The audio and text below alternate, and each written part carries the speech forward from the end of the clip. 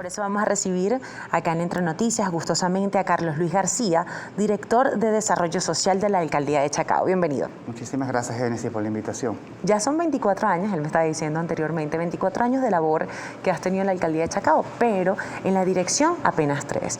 ¿Cómo han venido manejando, y sobre todo en esta época de pandemia, el proceso, sobre todo para poder tener estos planes que puedan permitirle a los adultos mayores sentirse atendidos? Bueno, no fue nada fácil. Desde que inició la pandemia, el alcalde Gustavo Duque nos dio el mandato de que no podíamos dejar de trabajar, y mucho menos por nuestra juventud prolongada, que es la más necesitada en este momento. Desde hace más de un año, la Dirección de Desarrollo Social ha implementado diferentes planes, especialmente el Plan Chacao Solidario, el cual lleva apoyo nutricional y asistencia psicosocial a toda aquella juventud prolongada en situación de vulnerabilidad que es reportada, bien sea por ellos mismos o a través de un vecino.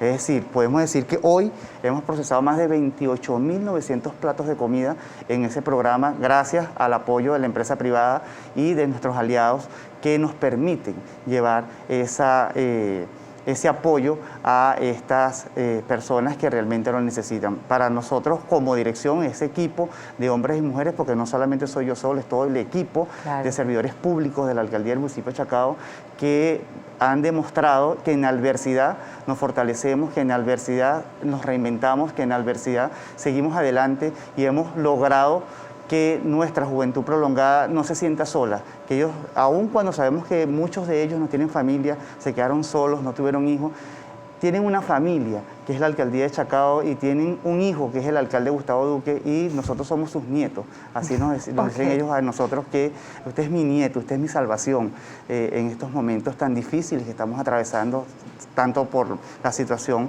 que atraviesa el país y la pandemia, que también vino a agudizar un poco la crisis.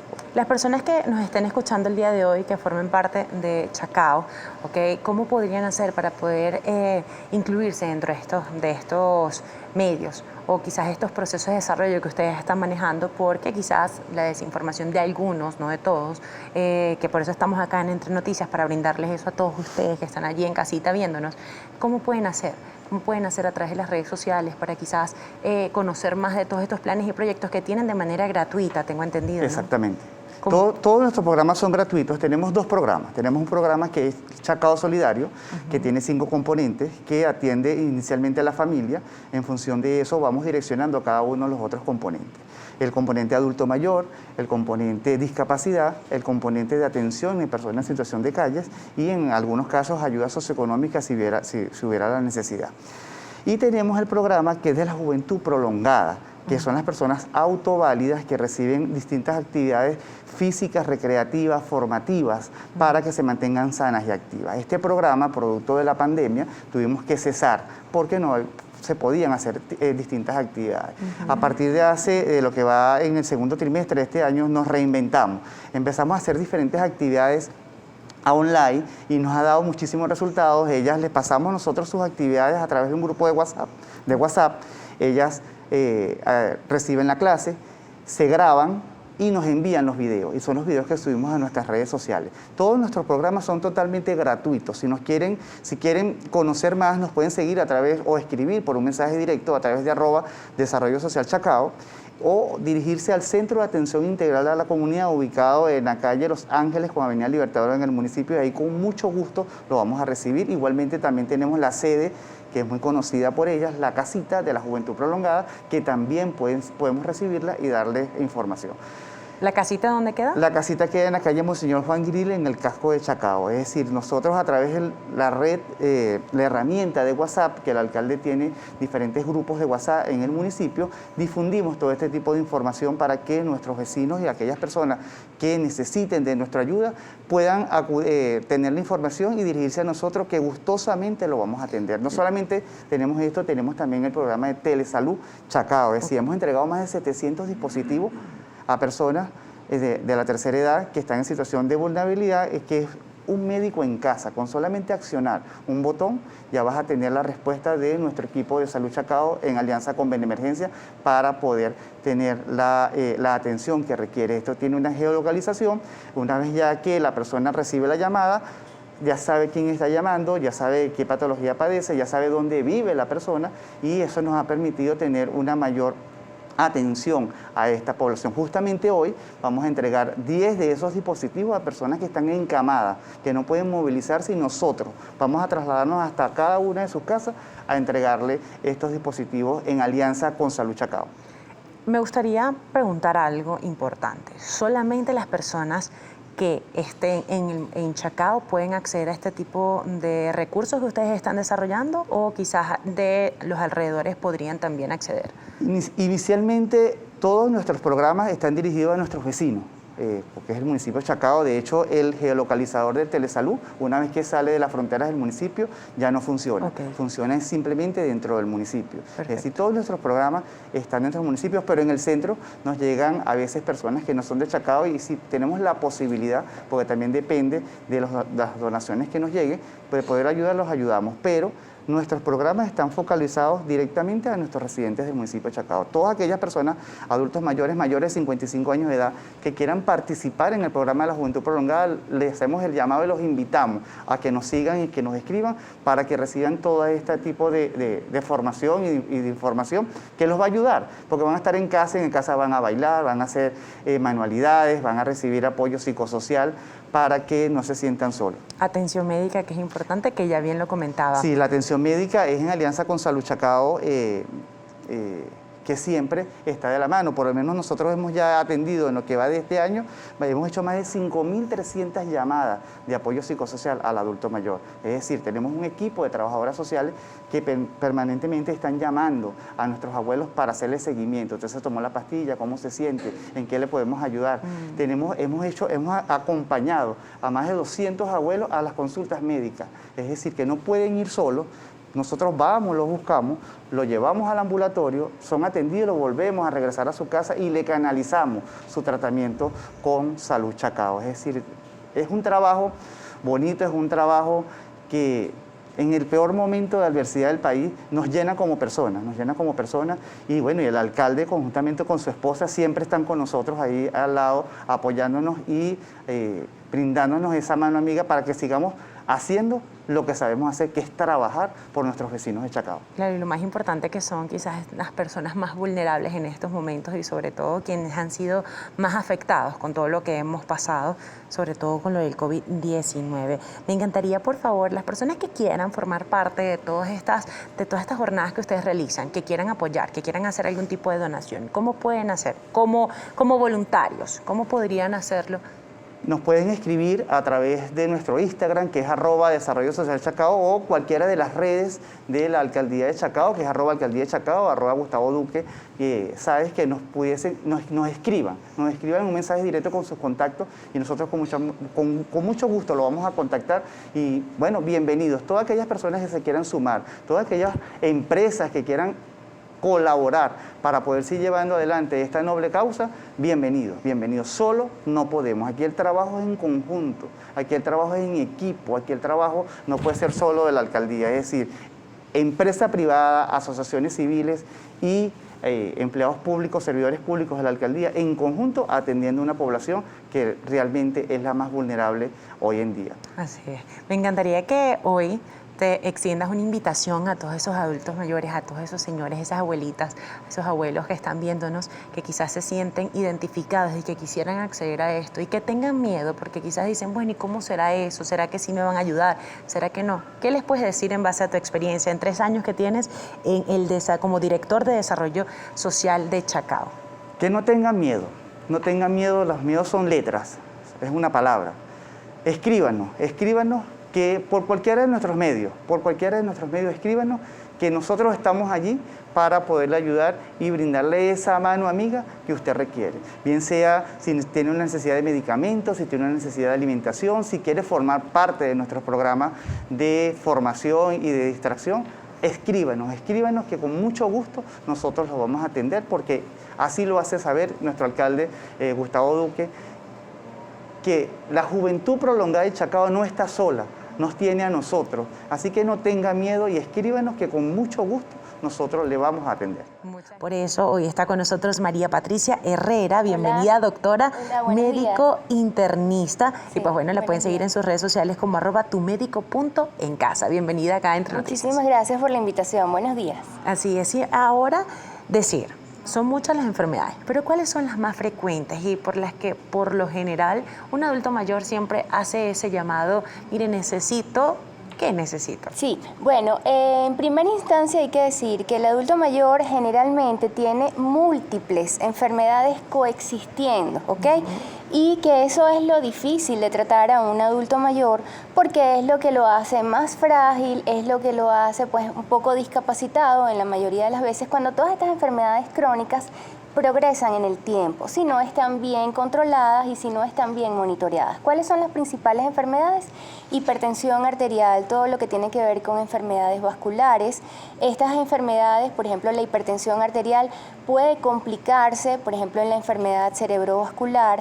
Otras de las enfermedades pues, más frecuentes son la diabetes mellitus, que también entonces es un predictor de fragilidad, ya que produce mucho daño a nivel de la vasculatura, pues a nivel de todos los vasos, tanto grandes como pequeños, y puede entonces producir retinopatía diabética, estas personas que van perdiendo la visión, nefropatía, personas que quizás necesitan una diálisis, personas con pies diabéticos que muchas veces terminan en amputación y que entonces va pues disminuyendo esta calidad de vida porque disminuimos la movilidad, esa independencia de la persona y cada vez entonces lo va haciendo más dependiente y más frágil y con respecto pues al entorno. ¿Cómo nosotros podemos quizás evitar que el adulto mayor tenga esa fragilidad que muchas veces es la que a todos le tememos, sobre todo cuando vamos a llegar a esa edad? Sí. Pero bueno, ya estamos en esa edad, entonces ¿cómo podemos hacer para evitarlo? Bueno, la prevención siempre es la clave, ¿ok?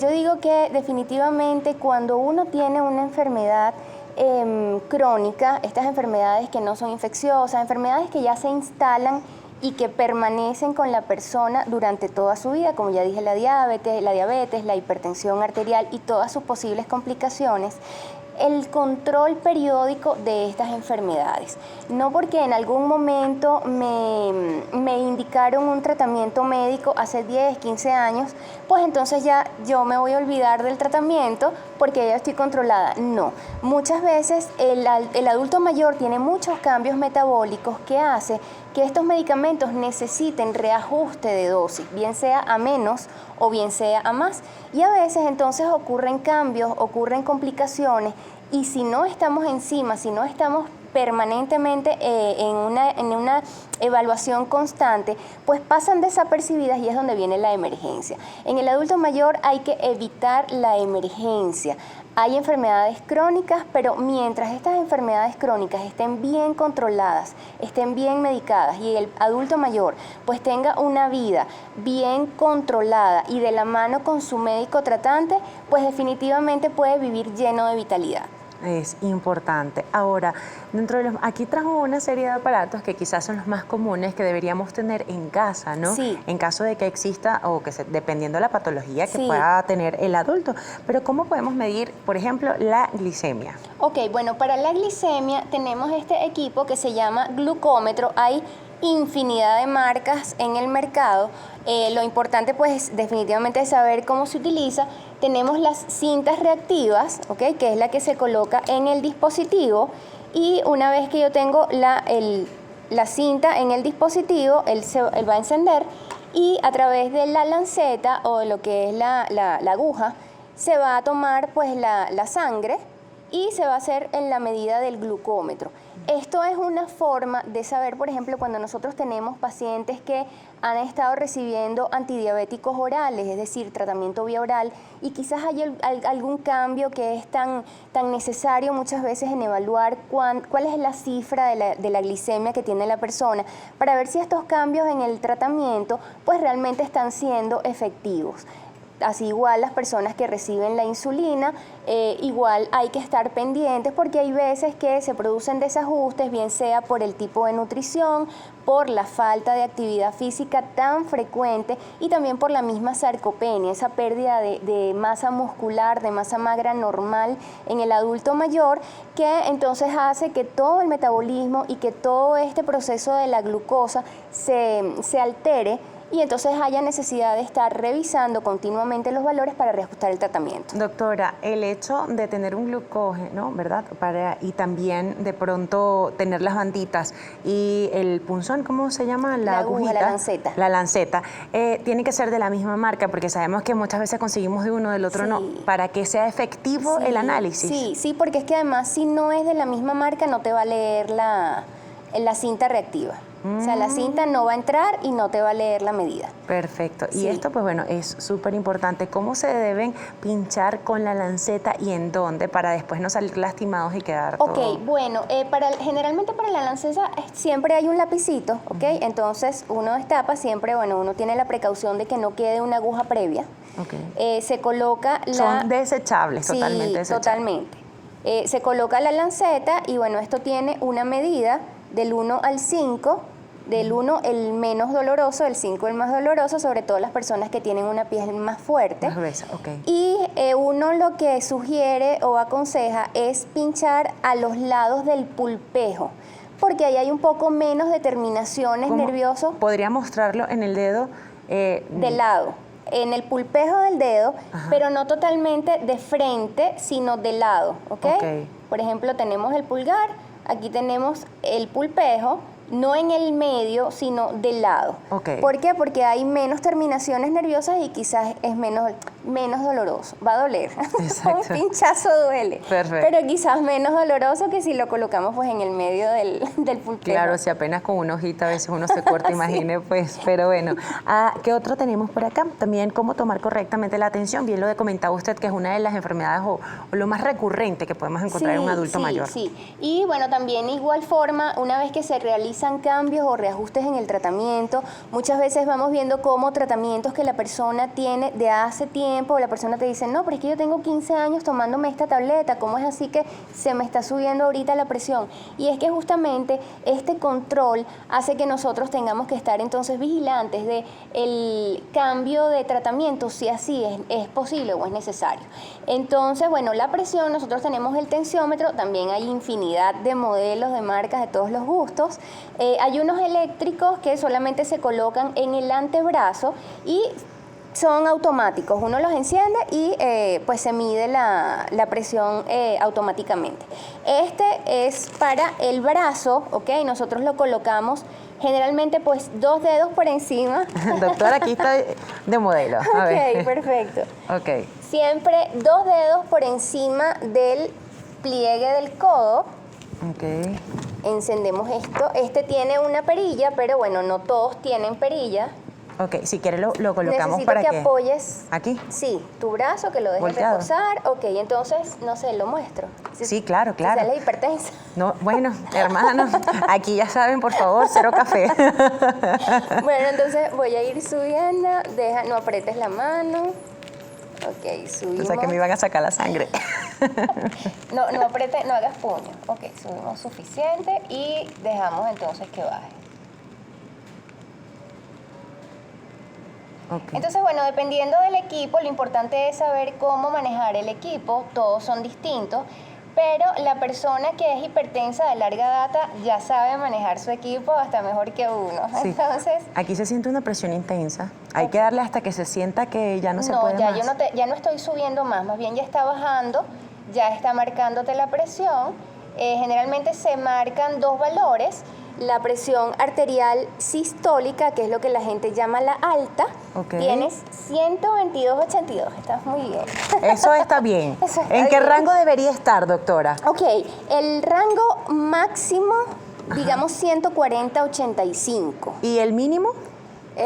Mira, 110, 60, sí. Salí 20 puntos, como quien dice, gracias Sí. a Dios. Pero bueno, eso es importante, se tiene que presionar o se tiene que bombear en Sí. este tipo de casos que son Sí. más analógicos, como ¿hasta cuándo? Para saber si realmente lo estoy No, tomando el bien. equipo generalmente lo va a dar. Ya cuando es más analógico, Ok. uno tiene que auscultar con el estetoscopio Ok. cuando se deje de sentir el pulso, que es el pulso arterial y el pulso en el que uno entonces mide la presión arterial. Doctora, de repente me sale que estoy por encima de los 140 y dele que usted, ¿ciento y cuánto? 140, es el 140. tope. Perfecto, 140. Estoy 142, la tengo alta. ¿Qué es lo primero que debería de hacer una persona que está en casa como primera medida? Ok, bueno, generalmente nosotros le pedimos a las personas que son hipertensas que tengan medicamentos de rescate. Hay varios medicamentos de rescate, no a todo el mundo, cualquiera le funciona igual, todos somos individuales, todos somos únicos. Por ejemplo, el captopril es un medicamento de rescate, 25 miligramos de captopril de forma sublingual. Pero paralelamente a eso hay que tener pues la comunicación y la confianza con el médico, decirle, doctora, tengo la tensión en tanto, ¿qué tengo que hacer? Porque entonces ahí uno evalúa, bueno, ¿qué estabas haciendo? No es lo mismo, por ejemplo, tomarte la presión arterial luego de haber comido o luego de, por ejemplo, haber subido el Ávila y haber bajado, porque eventualmente todos esos cambios y todas esas actividades van a fluctuar, van a hacer fluctuaciones en la presión arterial. Entonces la persona te dice, bueno, yo me acabo de comer una parrilla, me di la tensión de casualidad y mira, no, bueno, ok, cálmate, relájate un poco. Vuélvetela a tomar en 20 minutos, porque también entonces ese control excesivo, a veces las personas se ponen muy nerviosos y hay que saber y hay que conocer qué puede ser lo que te pueda estar subiendo o alterando la presión arterial. Una discusión familiar, el estrés que es tan frecuente actualmente, puede elevar y puede entonces detonar una crisis hipertensiva. Y sobre todo hemos quedado anteriormente acerca de cuál era una tensión alta y ahora cuál es la tensión alta 140. Sí, la ahora, máxima. una tensión baja, ¿cuál es el mínimo, el mínimo? Ok, 90. Siempre hay personas que tienden a tener la tensión baja. Sin embargo, mientras no tenga síntomas, mientras no haga síntomas de malestar, de mareo, hay personas que mantienen su presión baja, 90-60, por ejemplo. Pero ya cuando baja de 90, generalmente comienzas a tener entonces somnolencia, puedes tener desvanecimiento, puedes tener mareos. Entonces ya por debajo de 90 la sistólica y de 50 o 45 la diastólica ya podemos hablar de una hipotensión. Ok, doctora, ¿sabe que hablamos anteriormente también de cuál era el medicamento o quizás ese elemento de emergencia que sería el primer recurso ante una situación de alta de tensión? Sí. Ahora, de baja de tensión, ¿cuál podría ser ese punto? Bueno, no hay medicamentos para, sí los hay, pero más que todo pues ya a nivel institucional o de repente colocar una infusión. Sin embargo, una posición que te sube de inmediato, una de las cosas que más rápido sube la presión arterial es colocar al paciente en la posición Trendelenburg, que es con los pies por encima del nivel de la cabecera, o sea, acostar al paciente boca arriba de cúbito supino y subirle las piernas. Esto es una medida súper rápida para subir la presión arterial. Maravilloso, ese sería el primer elemento. Siempre dicen que si toma un poco de azúcar, que si baja un poco de azúcar.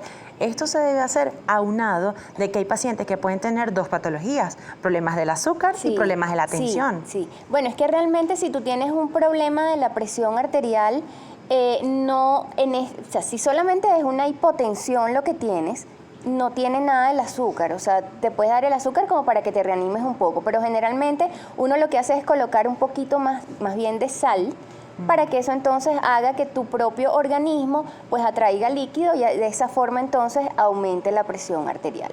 Cuando un adulto mayor se cae en este tipo de circunstancias, ¿qué es la primera medida que se debe realizar? Bueno, hay que primero evaluar si hubo algún daño osteomuscular, ¿ok? Si la caída fue porque la persona se tropezó o porque tuvo un ictus, es decir, tuvo pérdida de la conciencia y se cayó.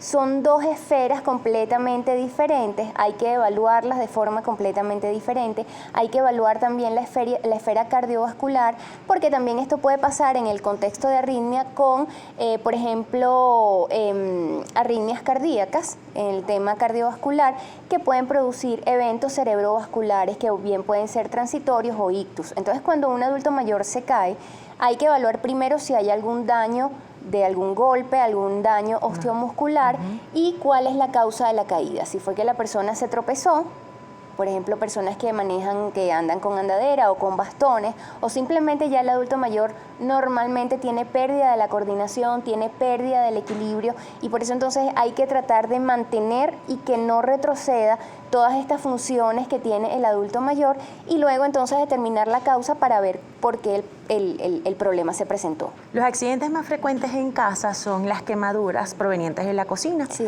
¿Okay? En este tipo de situaciones, por ejemplo, una caída de aceite. Ha caído aceite y simplemente salpicó y hasta en el ojo le cayó. Sí. Entonces, ¿cuál sería la primera medida? Porque no es eventualmente es que suceda en el brazo y manos, pero si cae en el ojo, que es una zona blanda. Sí, no. Siempre hay que lavar con agua fresca, ¿ok? Nada de pasta dental, ni de cebolla, ni todo lo que la gente acostumbra a colocar. Agua limpia, ¿ok? Particularmente el ojo es un órgano que es de mucho cuidado, y bueno, hay que hacer enjuagues con agua, pero definitivamente si hay gotas, o sea, si cae el ojo, ahí puede haber daño de córnea y puede dar úlceras, entonces debe pues, existir la consulta de inmediato con el oftalmólogo. Totalmente. Doctora, actualmente, con todo lo que se está viviendo en la pandemia, la importancia de lo que es medir el oxígeno, la entrada de oxígeno en las personas, no solo en el adulto mayor, sino también Todo en cualquier, desde el más pequeño hasta el más grande. Sí, Entonces, ¿qué debemos hacer también para tenerlo como herramienta dentro de casa? Bueno, está el saturómetro, que también hay infinidad de modelos. Vamos a colocarte. Okay. Bueno, tienes las uñas pintadas. Exacto. Este tipo de cosas que están muy de moda y que quizás las señoras mayores coquetas también se lo colocan, no les permite medirlo de manera... No, siempre hay un rango de error, pero bueno, vamos a ver. Hay cosas que te alteran el valor. Entonces, bueno, vamos a ver. Siempre el saturómetro va a dar dos medidas. Va a dar lo que es la saturación de oxígeno, que es la cantidad de oxígeno, y lo que es el pulso, la presión de pulso.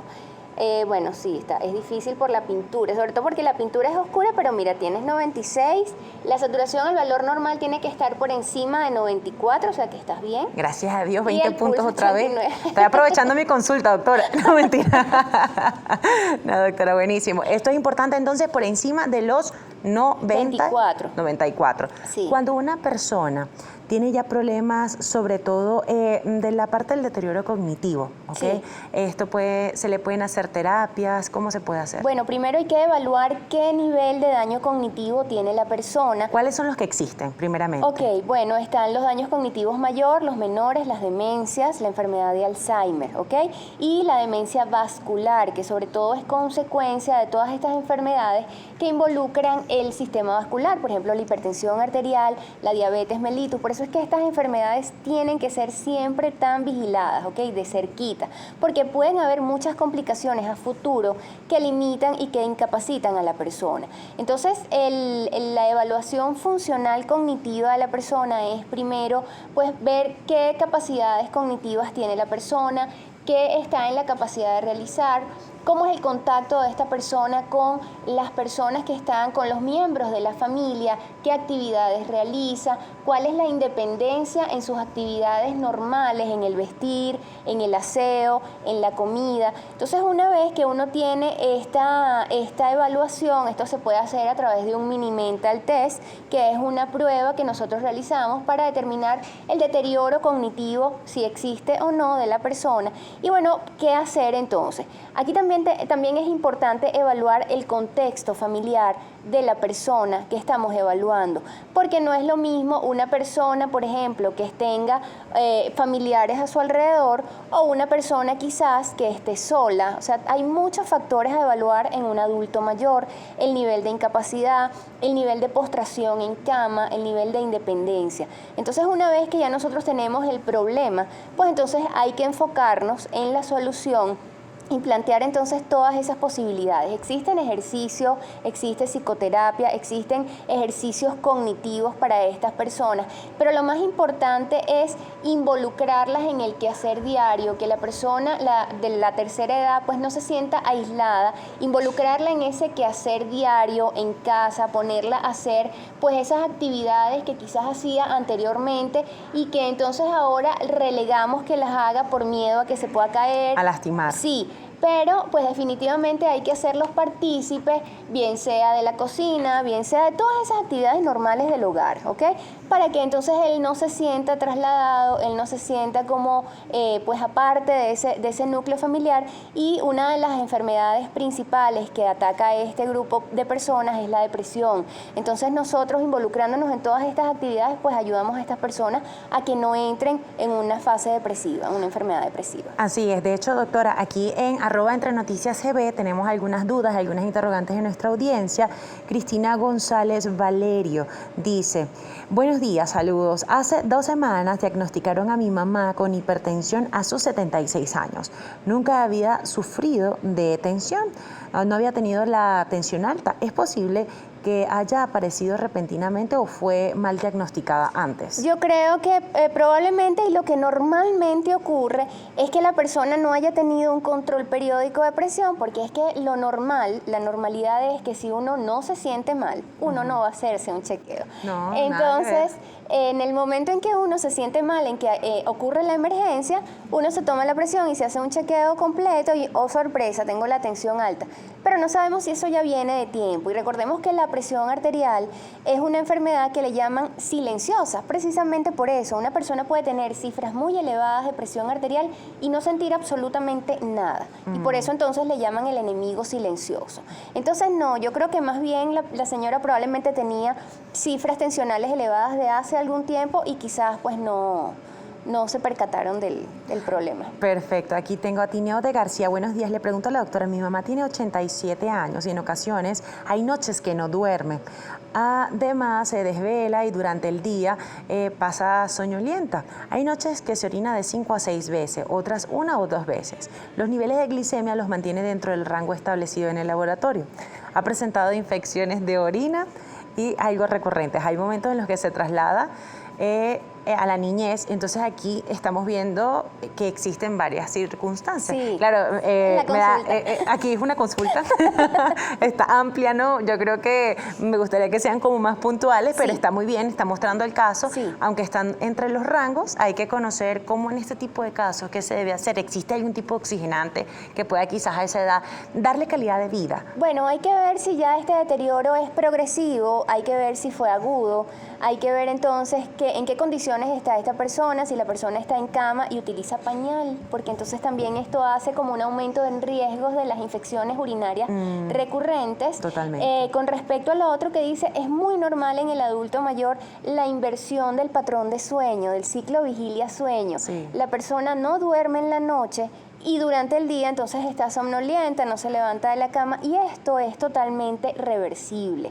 Sobre todo hay que entender que la melatonina, que muchas veces vamos a la farmacia y la compramos, el cerebro la produce, pero no la produce en un ambiente iluminado, no la produce con un teléfono hasta las 11 de la noche, porque el cerebro tiene que entender que es de noche para comenzar a liberar y a secretar la melatonina.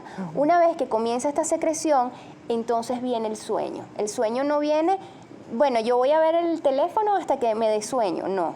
El sueño da apagando el teléfono, apagando las luces. Realmente el hábito del sueño, como el hábito de levantarnos temprano, el hábito de hacer ejercicio, el hábito de comer bien, de ir a trabajar, el sueño también tiene que ser un hábito. Y eso en las personas es importante destacarlo, porque muchas veces comenzamos a adoptar costumbres o a adoptar quizás actividades que entonces van haciendo alteraciones en nuestro ritmo de vida, ¿ok?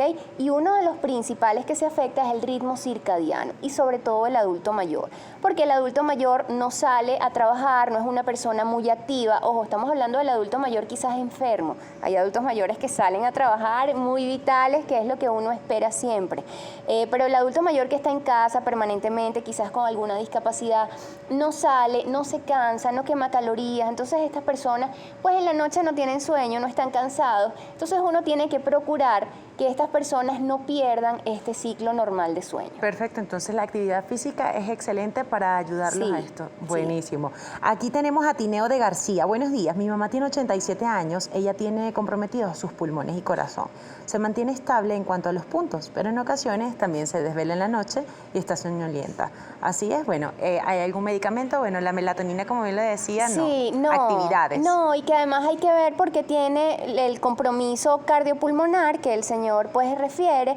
Quizás puede ser que la persona no duerma porque tenga disnea, porque tenga pues compromiso pulmonar y la persona tenga disnea, dificultad para respirar y no concilie el sueño. Hay casos que hay que evaluar. Tenemos aquí también a Natalie Carrillo, dice, feliz día, saludos para todos. Una pregunta, ¿qué se puede hacer en caso de engarrotamiento? Primero vamos a definir engarrotamiento y pregunto, porque a mi madre le dio el engarrotamiento en una pierna por alrededor de 3 minutos aproximadamente y no supe qué hacer. ¿Fue realmente algo desesperante? ¿Algún consejo para este tipo de casos? Y es una señora que tiene tan solo 57 años, pero sufre de varices. Ok, bueno, el engarrotamiento, no sé si se refiere quizás a una contractura muscular o si la persona tiene varices pudiera ser también un dolor, una claudicación intermitente que es un dolor vascular. Entonces, bueno, primero hay que saber a qué se refiere con engarrotamiento, pero bueno, si es un dolor muscular, tratar de movilizar la extremidad que tiene, no sé si tuvo algún tipo de calambre, a ver, entonces quizás movilizar la extremidad, sentir la temperatura, si hay cambios de temperatura, si hay cambios de color, si hay cambios en el aumento o disminución de volumen de la extremidad y bueno, definir qué es el engarrotamiento para poder ayudarla. Exactamente. Por ejemplo, lo más común, y sí lo he leído y lo he visto quizás en abuelitas o personas, es que se acalambran, bien usted lo decía quizás, y de eso viene como la contracción muscular. Sí. Entonces, en caso de los calambres, ¿qué se debe hacer? Por lo menos cuando son en las piernas, que es lo más frecuente por parte de la circulación. Generalmente los calambres es por un déficit o una disminución de electrolitos. Entonces hay que evaluar si la persona tiene consumo de diuréticos o no, cómo tiene el nivel de potasio, cómo tiene el nivel de sodio, pero inmediatamente un cambio brusco de temperatura, por ejemplo, colocar una compresa fría en la extremidad que tiene un calambre o simplemente apoyar la planta del pie en el piso, eso mejora la sensación, la molestia. El día de hoy nos acompaña Gisela López, cofundadora y presidenta del Instituto Tobías, licenciada en Educación, terapista de lenguaje y doctora en Filosofía y Orientación Familiar. Bienvenida a Entre Noticias. Muchas gracias, de verdad, muchas gracias por esta invitación. Un gusto. Así es. Bueno, también la pueden seguir como @instituto.tobías y la www.institutotobías.org. ¿Por qué esto? Porque es importante, señora Gisela, conocer de que hay muchas personas que pasan por este tipo de enfermedades y no es nada fácil para las familias, ni tampoco para el mismo paciente. Entonces, ¿cómo debe ser primeramente ese acompañamiento para el paciente en primera instancia? ¿Qué debe hacer un familiar donde se le ha diagnosticado a alguien en casa de Parkinson, de Alzheimer o de demencia senil? Bueno, las situaciones son distintas. Totalmente. En todo caso, sea que lo que pasa es que tú has hablado de que ha recibido un diagnóstico, ¿no? Pero la familia empieza a enterarse de que algo no está funcionando bien antes. Precisamente porque se da cuenta que hay algo que no está funcionando bien, hay algo que ha cambiado de manera importante y que está haciendo difícil la convivencia, es la razón por la cual de ordinario consultan al médico. Entonces allí es en donde empieza, digamos, es decir, se inicia ese proceso. Entonces yo te diría que lo primero es, a ver, lo más importante es entender que el impacto de la posibilidad de que la persona esté iniciando un proceso de este estilo, es decir, de deterioro cognitivo, de demencia, es muy fuerte, es muy duro para la familia. Es tan duro que muchas veces empiezan los procesos de no aceptar. Es decir, los especialistas hablan de normalizar las conductas. No, lo que pasa es que si mi mamá toda la vida, tú sabes que mi mamá siempre ha sido distraída y a veces se le olvidaban las cosas. O sea, claro, el impacto de lo que eso implica, sobre todo porque hoy en día se conoce mucho más sobre esto, precisamente por la forma como estamos funcionando socialmente, por las redes sociales, la gente lee muchas cosas por internet, entonces ya hay una cierta aproximación a estas enfermedades. Entonces, nada más pensar que eso nos esté pasando a nosotros y lo que eso implica, produce un rechazo muy grande a la situación. Entonces, yo diría que, si tú me preguntas qué es lo primero que hay que hacer, bueno, lo primero que hay que hacer es procurar, de alguna manera, buscar serenarse, buscar entender qué es lo que está pasando exactamente, qué es lo que está pasando exactamente. No es lo que a mí me parece, lo que yo me figuro, lo que yo tengo miedo, sino qué está pasando. Por él, por la persona que está padeciendo lo que está padeciendo, que en los primeros momentos se sufre mucho, y también por los familiares. Por eso es que es recomendable solicitar ayuda profesional. Porque si bien es cierto, uno intuye cosas, la intuición es como un primer inicio de conocimiento, pero el conocimiento no puede pararse en la intuición, porque tú requieres comprender si esa intuición, qué entidad de conocimiento real tiene. Entonces, eso no lo puedes hacer solo. Una de las cosas que las personas hacen, y eso tiene su doble filo, es que todo se busca por internet. Entonces, pones en internet los síntomas, no sé cuánto, esto parece que fuera demencia. Entonces, claro, tú eres ingeniero, o tú eres arquitecto, o tú eres incluso educadora, o tienes cualquier otra profesión, y por supuesto, eres una persona estudiada, o más o menos. Entonces tú buscas, entonces tú estudias. Pero resulta que tienes que tomar en cuenta que tú no tienes el background, tú no tienes la formación suficiente para poder articular esos conocimientos en el contexto correcto. Y resulta que como el ser humano, a partir de un elemento, contextualiza y cierra, como dicen los Gestalt, tú cierras el sentido que aquello puede tener, pero lo cierras con unas ignorancias tremendas porque tú no tienes la formación. Entonces, eso es peligroso, bueno, a mí me parece. Es decir, que eso hay que taimarlo, eso hay que ponerlo en su lugar. Eso te da unos primeros datos, pero hay que entender que tú no tienes la formación adecuada para comprender exactamente lo que está pasando. Y muchas veces las cosas que escuchas, que lees, lo que te producen es más miedo, porque aterran. Entonces, por eso es que es importante acudir a profesionales. Sí, es importante y sobre todo esto yo creo que es en cualquier tipo de las patologías que se puedan presentar. Ahora, la ayuda familiar en un paciente con condición de dependencia, que muchas veces es muy común, a veces decimos, bueno, hay que quererlos, no entenderlos, hay que llevarlos, hay que tenerle paciencia, porque ya están en una circunstancia distinta, ¿ok? Y hay momentos en los que viene la parte déspota. Él quizás ya no quiero esta responsabilidad, soy la única hija, o resulta que la única hermana en el país y me quedé con la mamá o con el abuelito o la abuelita. En este tipo de casos, ¿cómo se puede hacer? ¿Cuál es ese acompañamiento para que la persona no llegue a ese borde de explote? Bueno, lo que pasa es que tú estás planteando una pregunta muy pertinente y estás tocando la sorpresa que te da la realidad. Es decir, muchas veces uno quisiera anticipar las cosas, sobre todo cuando uno aprende después que si yo hubiera anticipado ciertas cosas, esto lo hubiera podido manejar de otra manera. Así funcionamos en muchas cosas de la vida.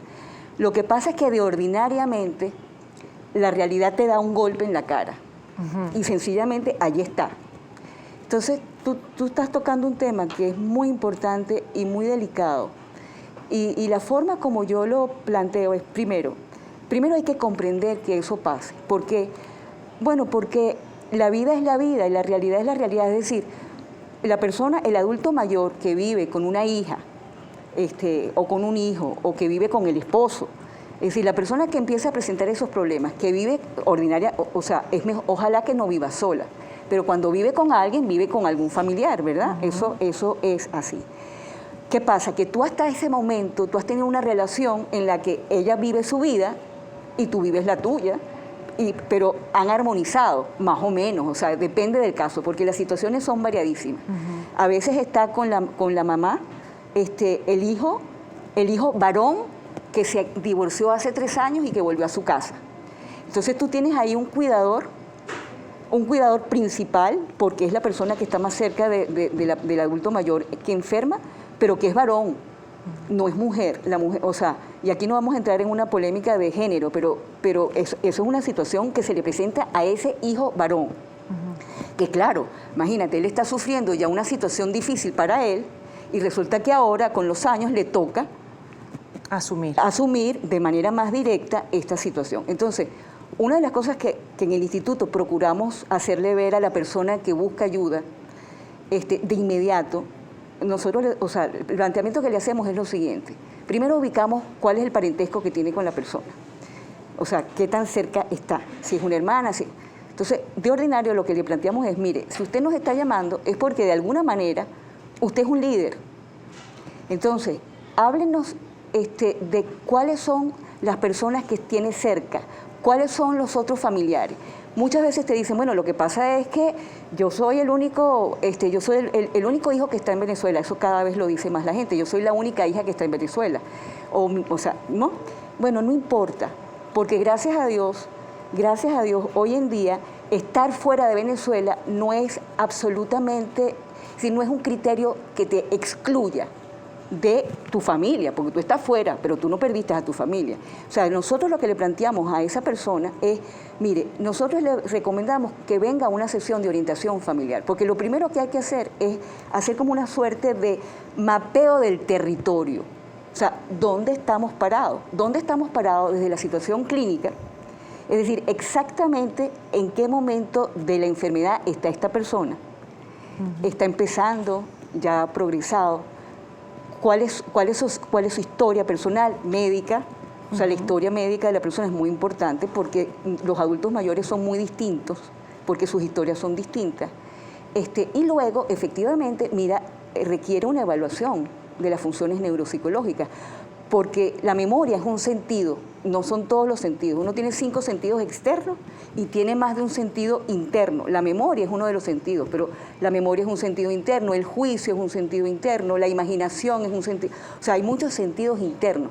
Lo que pasa es que la memoria juega un papel fundamental en la orientación, porque tiene que ver con el continuum del tiempo. Así es. Entonces, por eso es que lo primero es, vamos a tratar de entender dónde estamos parados. El adulto mayor con su propia circunstancia médica que está empezando a sufrir, el adulto mayor con su historia familiar. ¿Qué implica desde el punto de vista de quienes están con esa persona las relaciones? ¿Qué implica la exigencia de cuidado? Porque, por ejemplo, una de las cosas que también se les plantea a la familia desde el principio es: hay que tener cuidado con un sentido de justicia, desde nuestro punto de vista, mal entendido. O sea, lo voy a decir de una manera un poco así demasiado... Cruda. No cruda, sino quizás poco académica. Ok. Poco... Pero cuando tú cuando tú sales a comer, cuando puedes salir a comer con unos amigos, muchas veces la gente dice, bueno, ok, entonces ahora, no te pongas con cosas que cuánto me comí. No. Saca esa cuenta da tanto, somos 5, lo dividimos entre 5 y esa cuenta la pagamos a partes iguales. Entonces, tú puedes aplicar ese principio de justicia en algunas circunstancias y te sale bien, pero en otras circunstancias tú no puedes aplicar ese sentido de justicia porque te vas a equivocar de radio a radio. Claro. ¿Por qué? Porque no es lo mismo vivir en Caracas y vivir con la persona enferma que vivir en Singapur, por decirte algo, o vivir en Valencia. Exacto. ¿Okay? O sea, o vivir en el paraíso y tu mamá está, por las razones que sean, en otra parte muy alejada, en esta situación en la que tenemos problemas de gasolina. Exacto. Es decir, no se puede mirar las cosas desde esa perspectiva. La familia, y eso es una de las cosas que nosotros en el instituto hemos procurado como promover y hacer incidir en eso, en la cultura. Una cosa es ser el cuidador principal, pero el cuidador principal no es el cuidador único. Y nosotros estamos tratando de posicionar un hashtag que es familia equipo. ¿Por qué? Porque justamente ese es nuestro paradigma. Miren, deténganse porque hay que cambiar las reglas de juego. Claro. Es decir, no es parar el juego. Vengan acá, aquí hay que hacer una reunión para ver, porque uno de los jugadores que hasta ahora había estado jugando maravillosamente bien, se lesionó y tenemos que ver cómo es esa lesión. Lo que pasa es que tú en un equipo de fútbol, tú sacas al jugador, bueno, y lo pones, o sea, depende del asunto. Si no puedes jugar más, se va. Sí. Pero tú en la familia, ¿qué vas a hacer con el jugador? Lo vas a sacar de la familia. No es tan fácil, no es tan fácil. No eso. solamente que no es fácil, Y no es el deber ser. sino que no es lo apropiado. A mí me Exacto. gustó mucho ir a la doctora, a un médico, decir algo, que es un cambio de paradigma.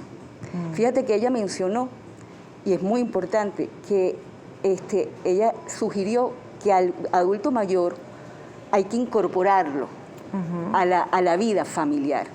Bueno, ¿qué es lo que pasa? Que como el adulto mayor que sufre de demencia empieza a aislarse, porque él está sufriendo una cosa muy solo, porque se está dando cuenta que él no está funcionando igual y no sabe lo que le pasa. Entonces ya él empieza a vivir una soledad que produce la enfermedad. Pero a esa soledad tú le añades otra soledad, que es la soledad de mi papá se fue, ya ese no es, él se perdió, él no tiene idea de dónde está. El que no tiene, perdón, ahora sí voy a ser un poco bruta. Ajá. El que no tiene idea de dónde está, eres tú.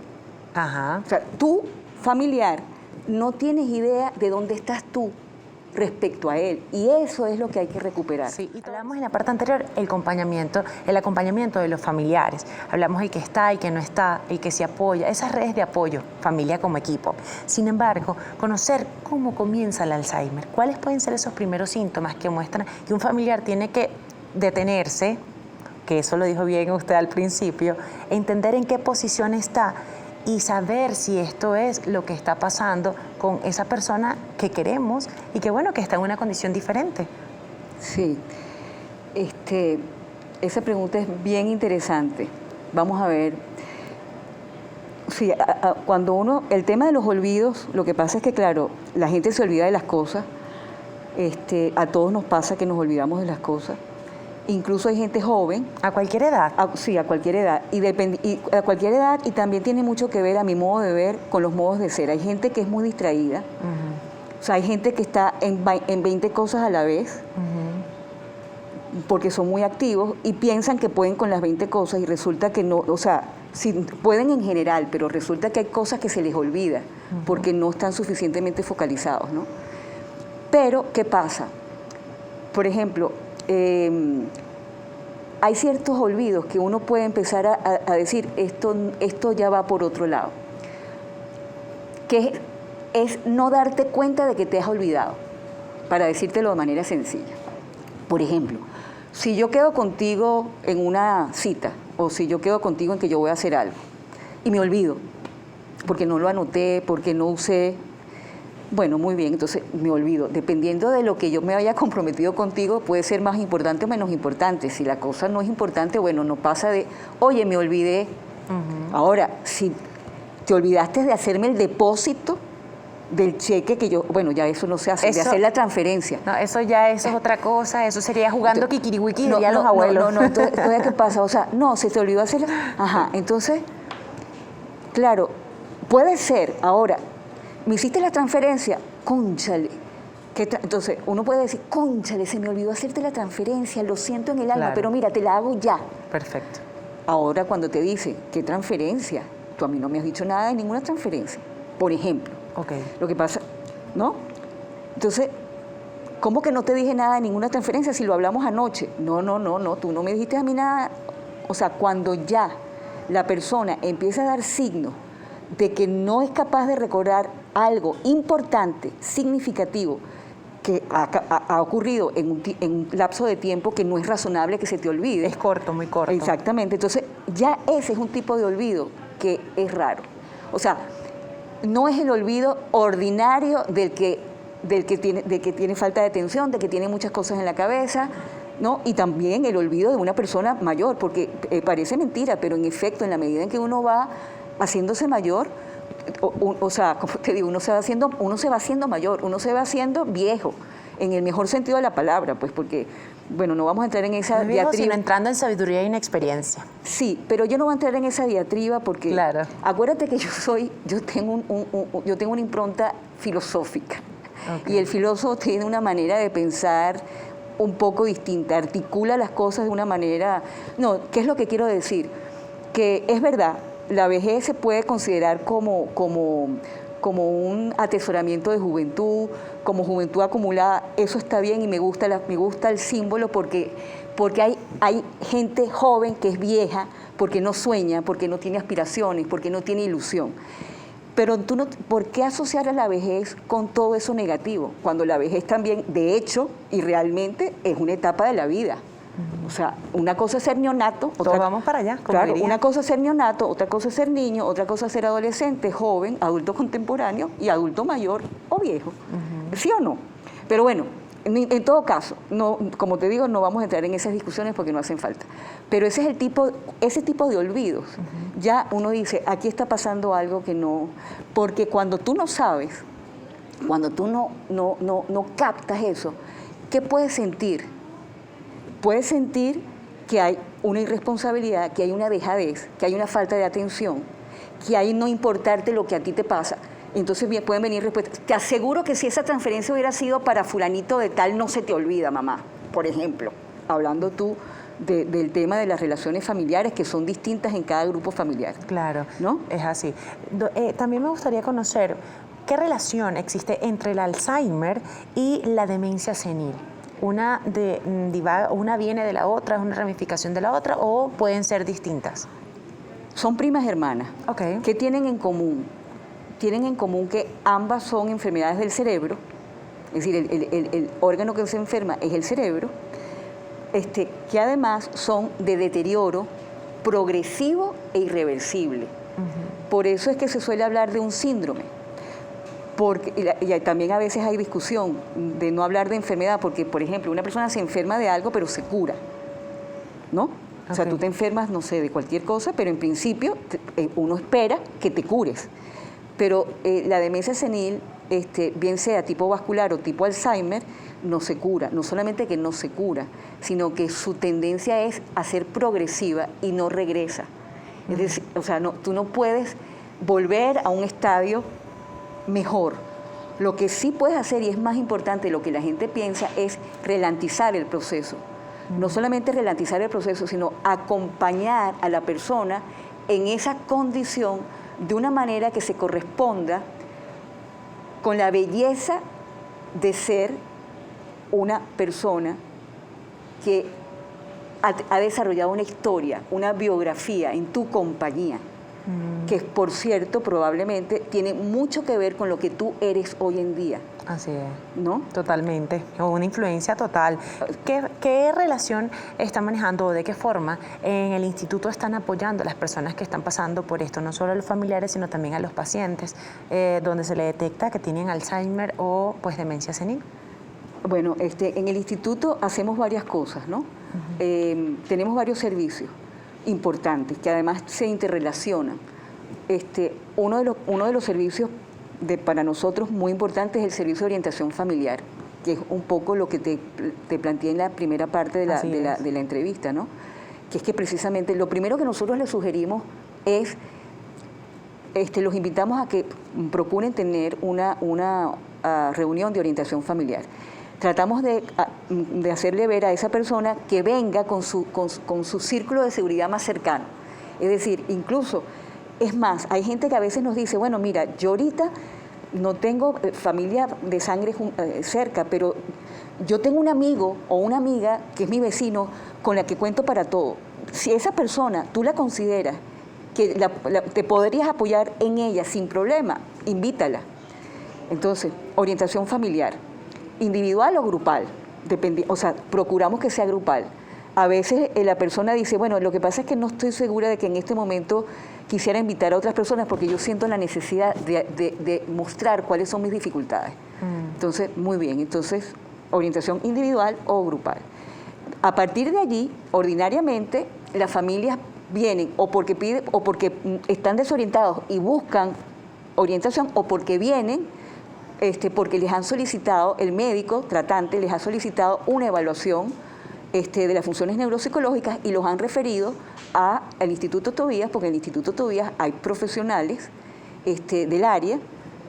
Yo tengo el gran gusto de que la directora de servicios del Instituto Tobías es la especialista en neuropsicología Enza Mastropietro, que sin duda alguna es una referencia en este momento.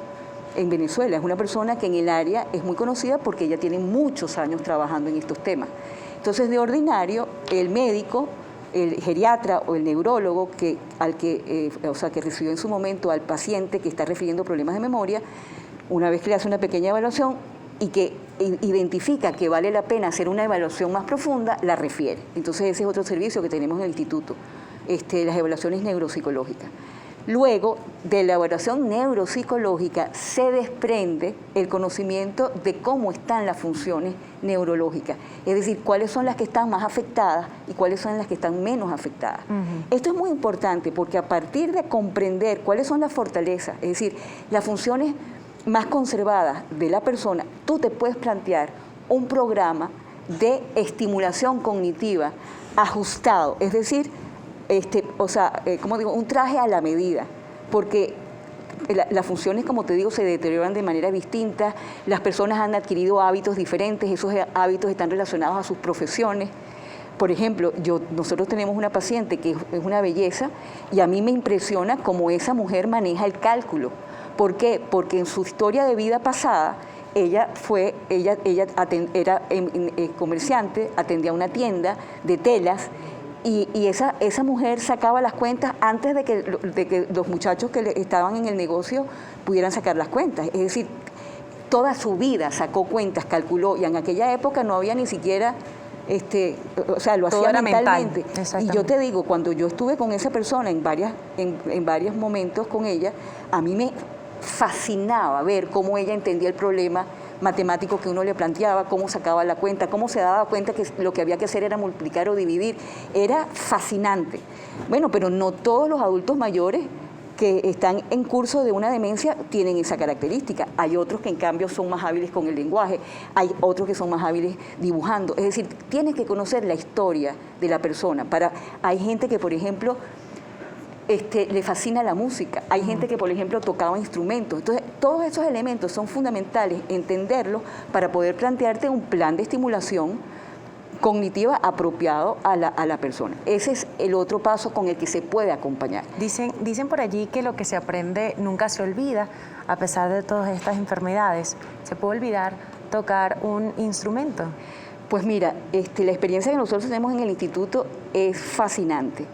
Y fíjate, eso es un hábito, es un hábito, es decir, y los hábitos son una memoria que se te metió en el cuerpo.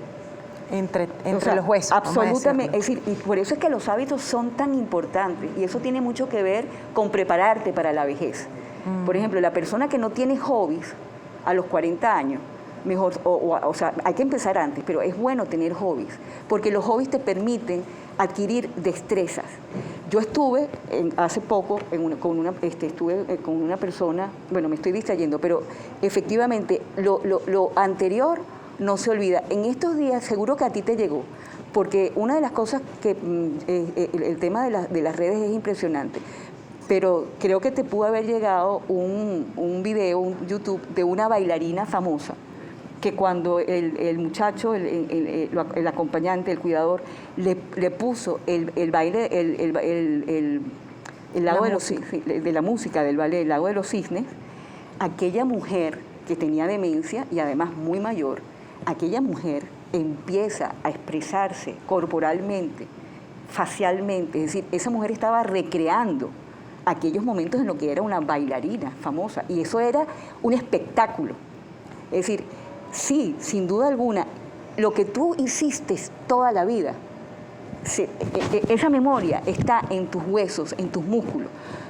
Y esa memoria es distinta a la memoria, la memoria inmediata que te hace recordar lo que acaba de pasar, de lo que acabo de hablar. Por ejemplo, cuando una persona te repite en 10 minutos una cosa que ya te dijo, eso no es normal. O sea, eso es otro síntoma. Claro, no es normal porque, por ejemplo, una cosa es, yo estoy hablando contigo, entonces, bueno, te digo una cosa ahorita y a los 3 minutos te lo vuelvo a decir. Una cosa es decir, mira, aunque te lo acabo de decir, pero te lo recuerdo, es importante. Totalmente. Eso es una manera de repetir, pero cuando yo lo digo y después repito y después vuelvo a repetir en 10 minutos, ahí está existiendo algún problema. Fíjense que estaba conversando acerca de ese video y en pantalla estamos viendo la memoria musical, Ajá. la capacidad de sentir las emociones. Mira qué cosa tan espectacular, pero mírame esa belleza. Dime tú, Claro. ¿eso no es un espectáculo? Un espectáculo. Y me imagino ella imaginándose, o sea, imagino que ella Mírala. recordando ese instante en donde estaba realizando esos bailes tan maravillosos y de alta disciplina, ¿no? Y excelente, maravilloso. Miren, qué belleza y sobre todo hoy, en honor al adulto mayor, nosotros estamos viendo esto, los pintores también que lo hemos visto. Bueno, los pintores, tu mamá, tu papá, tu hermana, o sea, claro, lo que pasa es que estas son personas que han llegado, como dicen las personas que estudian a Stephen Covey, que ahorita estoy en un seminario de él muy interesante. Hay gente que ha tenido una clamorosa victoria pública, una clamorosa, o sea, son personas públicas, pero yo creo que toda mamá y todo papá tienen una victoria pública que es su familia. Así es. Entonces, esa victoria pública, familiar, hay que reconocerla, hay que valorarla. O sea, ¿cómo es que tú fuiste el portaaviones de mi vida? Papá y mamá, con todas las dificultades que hayan podido tener, pero de los padres recibimos el don de la vida. Entonces, ¿cómo es que, incluso, te digo de verdad, porque hay situaciones familiares muy difíciles, Sí. en las que uno no puede ser superficial? La verdad es que hay hijos o hijas que tienen que entender a ese padre o a esa madre que según su percepción los maltrataron cuando eran pequeños. Eso puede pasar.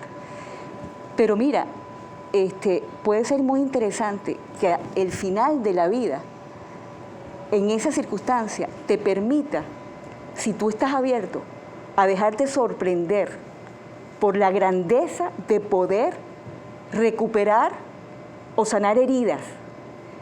Claro, eso requiere un nivel de madurez Emocional, humana, emocional, amplia. muy alta, que solo probablemente no lo puedas transitar, pero acompañado seguramente sí. Y te digo una cosa, quizás las cosas más bellas que yo he visto es ver cuando la gente se abre a eso, se deja acompañar y te confiesa, yo nunca pensé que mi papá o mi mamá me podría un día darme la mano y decirme las cosas que hoy mi papá y mi mamá o mi mamá me dicen. Qué importante eso y qué bonito ese mensaje, porque aquí yo creo que dentro de todo esto no importa la edad que tengamos, no importa si estamos jovencitos, si estamos ya en esta edad y sobre todo el día de hoy de conmemorar a los adultos mayores, es perdonar y sanar esas heridas de la infancia, porque eso nos permite ser, no importa qué tarde sea, lo importante es que lo haga para que uno pueda fluir en paz, aunque sea tener calidad de vida. Y no esos pensamientos que a veces carcomen a las personas, incluso pueden llevar a que tengamos enfermedades degenerativas. Así es, de verdad para nosotros ha sido un placer tenerla acá el día de hoy, señora Gisela Quiero López. decir algo antes que se me olvida, estamos no? online. Ok, O sea, sí. esa es una magnífica noticia. Sí, de hecho, Gisela López, que nos acompañó el día de hoy y nos dio esos mensajes tan maravillosos, cofundadora y presidenta del Instituto Tobías, licenciada en Educación y terapista de lenguaje, además doctora en Filosofía y orientadora familiar. Tenemos www.institutotobías.org para todas aquellas personas que estén pasando por una situación como esta. Acá tienen todas esas herramientas. Hay Exacto. esperanza. O sea, de verdad, hay esperanza. Hay esperanza.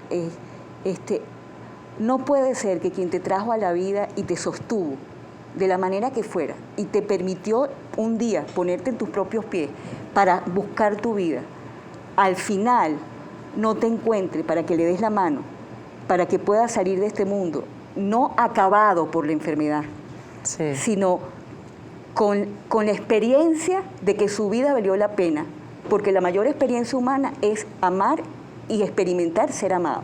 Totalmente. Entonces, eso solamente lo puede hacer quien de verdad te quiere, y ese es el desafío. Así.